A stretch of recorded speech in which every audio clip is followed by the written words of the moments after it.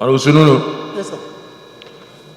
Mr. Speaker, honorable colleagues, I'm Honorable Dr. Yusuf Tanko Sununu. I represent Yauri Shanga in Gaski Federal Constituency. Mr. Speaker, I want to start by commending this Green Chamber for our proactiveness during the pandemic of coronavirus. Mr. Speaker, you will recall when we started, we only had 4 laboratories that can diagnose coronavirus in the country. As of today, we have over 40 laboratories in Nigeria that can do that. This follows our committed determination to improve healthcare in the country and also the federal government commitments to bring a system that can be resilient in addressing our healthcare system. Mr. Speaker, however, going by 2021 budget, we do know that this, in the 8th Assembly, produces the National Health Act, which made provision for basic healthcare provision fund. And the concept of basic healthcare provision fund is to provide at least a basic minimum standard of healthcare package to each and every Nigerian so as to serve as a dividend of democracy. Mr. Speaker, the Act recommends at least 1% of consolidated revenue fund. Mr. Speaker, despite the assent, the provision of 35 billion in 2021 budget is short of 1% of consolidated revenue of 2021 budget. And I think the House, being the representative of the people, and who are also sure that you can only have a wealthy nation if you have a healthy citizens. I think we have to look at that provision and ensure that needful is done.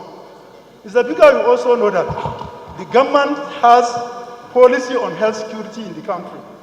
And you are all aware that in the history of Nigeria, in the last 50 years, we have never had a devastating flood that affect the food basket, selectively affect the food basket of Nigeria like we have this year. Many farmers lost their household, lost their farmland, flood came, and most unfortunately, and what is most disheartening, is the fact that after the aftermath of the flood, the clay soil that is favorable for rice production is now replaced by sandy soil that cannot retain water and thereby further challenging our ability to do irrigation farming in the subsequent. Mr. Speaker, I think we have to look closely and ensure that we include a fund that will serve as intervention to farmers in Sokoto, Kebbi, Zamfara, Niger, Jigawa, Kogi, and Kano that are affected by the devastating flood. Mr. Speaker, it is also high time for me to make this personal appeal to the House to consider the allocation and subsequent call on Mr. Speaker to inaugurate, Mr. President, to inaugurate the hydropower electric producing areas development commission.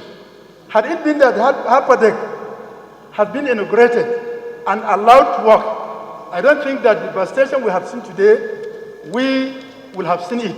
Because the HAPADEC is aimed at addressing the challenges that brought us to where we are in terms of flooding.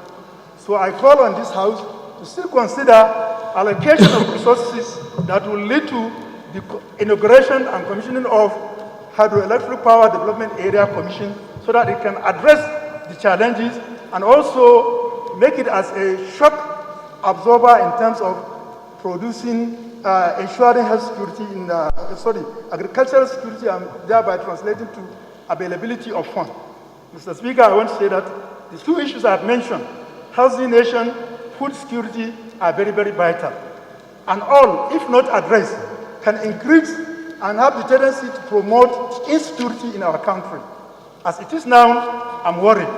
What happened to average youth that can produce 100 bags of rice in my constituency, and today he has no land to produce 10 bags of rice. His life sustainability of his family are all depend on that. I do hope that the House consider this my personal appeal to consider the issues approached. Thank you, Mr. Speaker.